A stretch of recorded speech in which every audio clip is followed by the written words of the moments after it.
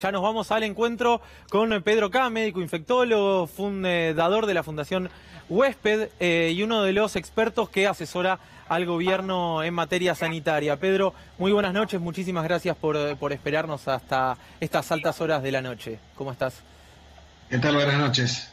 Bueno, en primer lugar quería consultarte por la posible extensión de la cuarentena. Sabemos que hay una reunión en las próximas horas. ¿Cuál es tu postura al respecto? Y después vamos a analizar un poco los resultados. Bueno, la prolongación o no de la cuarentena es una decisión exclusiva del Poder Ejecutivo que la va a tomar sobre la base de las opiniones que seguramente verteremos los expertos a través del Ministerio de Salud y también en concurso con los gobernadores, el jefe de gobierno de la Ciudad de Buenos Aires y demás autoridades. De modo que no te puedo dar una fecha, en algún momento la cuarentena se va a flexibilizar. Yo quiero subrayar un concepto: la cuarentena no se termina ni se levanta. Bien. La cuarentena puede cambiar de fase, puede cambiar de característica, puede cambiar de formato, pero estamos todavía lejos de poder decir que levantamos una cuarentena. Hay cosas que llegaron para quedarse, entre ellas el lavado de manos, la higiene respiratoria, el toser en el pliegue del codo, el mantener el 1,5 metros de distancia entre persona y persona. Esto es muy importante tenerlo en cuenta porque supongamos que cuando se pase la nueva fase de la cuarentena se abran los comercios que hoy están cerrados. Por ejemplo, ahora tenemos abiertas farmacias, supermercados, estaciones de servicio. Cuando se abra la librería de la esquina de tu casa o el negocio de ropa que está enfrente, vas a tener que hacer la misma cola que estás haciendo ahora para entrar a la farmacia. Claro. No más de 1 o 2 personas si es un local chico, obviamente si es un lugar que tiene mayor metraje como un supermercado o algo por el estilo, hay negocios que son muy grandes, podrán tener más público, pero los que estemos esperando afuera estaremos con el 1,5 metros de distancia exactamente igual. Es decir, hay que entender que todas estas medidas que se están tomando son medidas que tienen un costo económico muy alto, por supuesto un costo social, sobre todo para la gente que está en condiciones más desfavorables, y que tenemos que tratar de ir retomando la actividad, pero sin tirar por la borda todo lo que se ha hecho. Totalmente. Pedro, en las últimas 24 horas tuvimos 74 nuevos casos de COVID-19 informados por el Ministerio de Salud. ¿Podemos decir que esto ya empieza a ser resultado de esta cuarentena obligatoria o es prematuro todavía? A ver, es contrafáctico. Yo no te puedo decir qué hubiera pasado si no hubiéramos tenido la cuarentena, pero puedo imaginarme que la situación hubiera sido mucho más complicada. Lo cierto es que si uno analiza el crecimiento de los casos, un día suben 100, otro día suben 74, otro día suben 85, otro día suben 110, pero es un crecimiento que diríamos de alguna manera lineal, un crecimiento aritmético. No es un crecimiento geométrico que cada día se va duplicando. No hemos llegado a esa fase y hacemos todo lo posible para no llegar.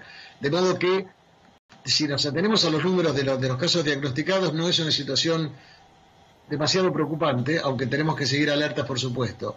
Tenemos otra manera de mirar las cosas, y que es ver el número de fallecidos. Por supuesto que cada caso fallecido es una frustración tremenda para todos nosotros, y en primer lugar un dolor muy grande para las familias, pero el número de personas fallecidas es un número relativamente limitado, y un dato muy importante también es la tasa de ocupación por enfermedad respiratoria en las unidades de terapia intensiva, que están lejos de estar sobrecargadas, como hemos visto, por ejemplo, en otros países. Y cada día Sí, perdón. Digo, son datos duros, digamos. El número de personas fallecidas es un dato duro, el número de camas ocupadas es un dato duro que no puede estar sometido a discusión. Claro, totalmente. Adelante. Y cada día que ganamos, cada día que no se ocupan más camas, es un día más para prepararnos, indudablemente.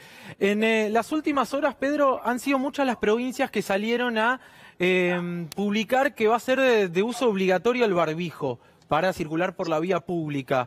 Es un tema donde hay mucha discordia y sería bueno aclararle, por supuesto, a la gente, por sobre todas las cosas, qué debe hacer. Digo, ¿es recomendable hacer un barbijo casero? ¿Hay que salir con barbijo a la calle? ¿No hay que salir? ¿Seguimos igual? A ver, en primer lugar yo quiero recomendarle a la gente que lea un artículo que salió ayer a la mañana en el diario Página 12 acerca de la guerra de los barbijos, ¿no? Donde mostraba cómo entre las naciones se están mexicaneando los cargamentos directamente. Cargamentos que estaban destinados a un país, aparece otro país y pone la plata al pie del avión y se lleva el cargamento. En Estados Unidos están desesperados por conseguir equipamiento médico, un país con el poder económico que tiene los Estados Unidos de Norteamérica. Entonces quiero explicarle a la gente que los barbijos quirúrgicos son barbijos que tienen que estar reservados para las personas que tienen síntomas. Si vos mañana empezás a tener fiebre, empezás a toser o empezás a estornudar, ponete un barbijo. Si vos sos parte del personal de salud, colocate un barbijo, por supuesto, un barbijo quirúrgico. Si una persona sale a la calle y se pone un barbijo y cree que de esa manera se protege, en realidad no está demostrado que eso sea así. Cuando uno tiene un barbijo tiene más tendencia a tocarse la cara porque se cree protegido. Claro, y además el barbijo hay que saber ponérselo y saber sacárselo, porque si vos tuviste un barbijo puesto mucho tiempo y está humedecido, tenés que sacártelo sin tocar ni la parte de adelante ni la parte de atrás, tenés que solamente sacarlo a partir de las gomitas. Es sumamente complicado y da una sensación de falsa seguridad, al igual que los guantes. El que tiene puestos guantes no se lava tanto las manos. Hay gente que está proponiendo, y de hecho se está discutiendo bastante, las llamadas mascarillas caseras, es decir, cortar un pedazo de una camiseta vieja o de alguna tela que no estés usando, colocarle unas gomitas y ponértelas. Francamente, no está demostrado que eso sirva para proteger al individuo, creemos que no protege al individuo. En el mejor de los casos puede retrasar un poco o reducir un poco la transmisión si que hay una persona asintomática o que recién está empezando a tener síntomas. O sea, podría servir eventualmente para proteger a los demás. No está demostrado, tiene muy bajo nivel de evidencia. Y en el día de hoy, la Organización Mundial de la Salud, que todos los lunes, miércoles y viernes hace una conferencia de prensa de 1 hora, en la cual contesta preguntas, fue específica con respecto a esto. Respeta el derecho de los países a proponer las medidas que quieran, pero advierte que no hay un buen nivel de evidencia e insiste en la necesidad de preservar los barbijos quirúrgicos para el personal de salud. Y déjame explicarte por qué, no es una cuestión caprichosa. Cada persona, cada miembro del equipo de salud que contrae COVID-19 queda fuera de la línea de trabajo durante por lo menos un mes, al igual que sus colaboradores más cercanos. En un momento en el cual ustedes habrán visto los avisos del gobierno de la ciudad, del gobierno de la provincia de Buenos Aires y de otras jurisdicciones, llamando personal médico jubilado e inclusive médicos que se hayan graduado en otros países, médicos, enfermeros, kinesiólogos, etcétera, para que se incorporen como personal de reserva, porque se teme que una parte del personal de salud pueda estar afectado por la epidemia. De modo tal que es muy importante esto, porque además el personal de salud que eventualmente contraiga COVID, hasta que tenga las manifestaciones clínicas, va a ser un transmisor involuntario dentro del hospital de esta infección. Así que cada barbijo que se usa mal es un barbijo menos que va a estar dispuesto para quienes tienen que estar en el frente de batalla, ¿no? Bien. Sofía Caram. Doctor, muy buenas noches, un placer saludarlo. Ya sabemos, y lo dijo el presidente, que no van a volver las clases el próximo lunes. Pero, ¿qué va a pasar o qué es lo que usted va a recomendar respecto de los niños y niñas que hoy están en el confinamiento? ¿Van a poder salir a la esquina, a la puerta de la casa? Entiendo que no a una plaza con una aglomeración de gente y de otros niños, pero ¿va a haber alguna flexibilización para este sector de la población? A ver, yo lo que te puedo contestar es lo que yo creo que no debe ocurrir. No debe ocurrir que vuelva al fútbol con público, no debe ocurrir que vuelva al teatro, que vuelva al cine, no debe ocurrir que vamos a festejar el cumpleaños de 15 que quedó postergado con 100 invitados, no debe ocurrir que nos juntamos 15 amigos a tomar cerveza. Es decir, las congregaciones de personas no deben ocurrir en esta segunda etapa de la cuarentena si es que se produce a partir del próximo lunes. Bien. ¿Qué cosas sí podrían ocurrir? Bueno, podría ocurrir que abran los comercios, por ejemplo. Podría ocurrir, por ejemplo, que retomen su actividad las obras de construcción, las industrias, etcétera. Pero esto hay que hacerlo con mucho cuidado, porque si lo hacemos sin tomar medidas en el transporte y dejamos que haya 300 personas en el tren Sarmiento por vagón, bueno, evidentemente habremos tirado por la borda todo el esfuerzo. Así que tal vez haya que ser creativos y pensar, por ejemplo, que si las obras de construcción habitualmente trabajan desde las 7:30 de la mañana hasta las 3:30 de la tarde, tal vez tengan que trabajar en 3 turnos, mañana, tarde y noche. Por favor, noche, no muy tarde, porque si no la gente no va a poder dormir con el ruido. Pero digo, hay industrias, por ejemplo, que pueden trabajar en 3 turnos en vez de trabajar en uno solo, repartiendo el personal. Doctor, entonces, ¿y con los niños y las niñas qué hacemos? Bueno, ese es un problema.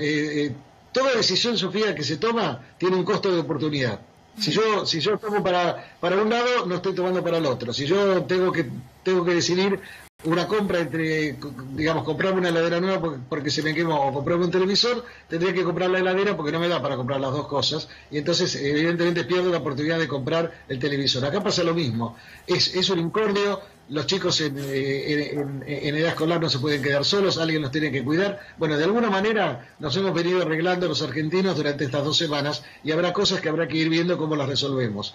Va a haber más actividades, mucha gente está encerrada en su casa y quiere salir a caminar, perfecto, hay gente que quiere salir a correr, a mí me gusta salir a correr también. Lo que no va a ocurrir es salir a correr en grupo. podemos salir a correr de uno, podemos salir a pasear, pero no en grandes grupos. Habrá que ir viendo, estoy imaginando, porque no tengo ninguna información, estoy simplemente pensando con un sentido lógico la manera de ir saliendo progresivamente de la cuarentena. Porque si no lo hacemos de esa manera, vamos a tener que volver para atrás y volver a implantar una cuarentena. Seamos muy cuidadosos con eso. Claro. Pedro, las últimas, y te agradezco mucho de verdad por quedarte esperándonos.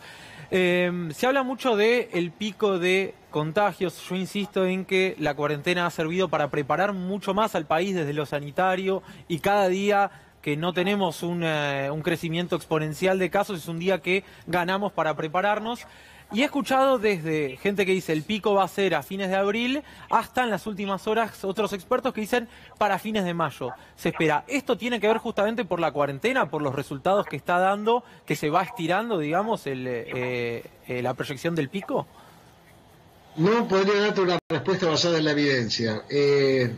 Hace un tiempo se hablaba de que se esperaba el pico, los que hablaban de pico, nunca me habrás escuchado a mí hablar de eso. No, es cierto.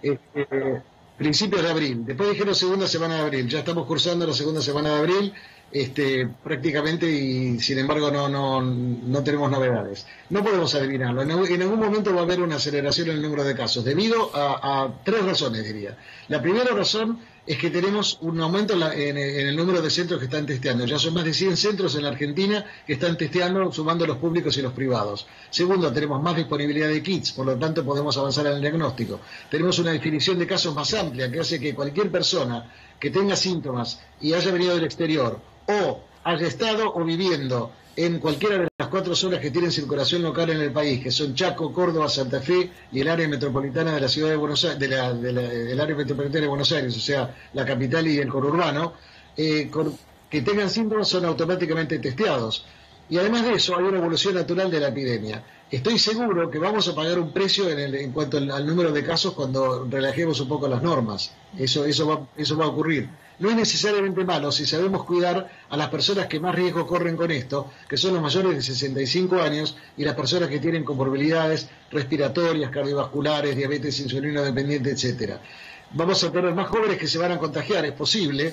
Eso tiene un efecto mínimo sobre la salud de la gente. Claro, el que la padece por ahí puede tener un cuadro gripal severo que lo voltee, pero la mortalidad en los menores de 40 años es inferior al 1%, mientras que una persona mayor de 80 años tiene una mortalidad superior al 15%. Entonces lo que tenemos que hacer es que esta apertura de esta segunda fase de la cuarentena no va a ser igual para una persona de edad que para una persona de la mía. Totalmente. Pedro, muchas gracias por la nota. Y por sobre todas las cosas, por el gran trabajo que estás haciendo vos y todos los médicos infectólogos para, en definitiva, que esta pandemia nos duele un poco menos a los argentinos. Un abrazo enorme. Gracias por invitarme. Por favor. Hablábamos de la cuarentena y es necesario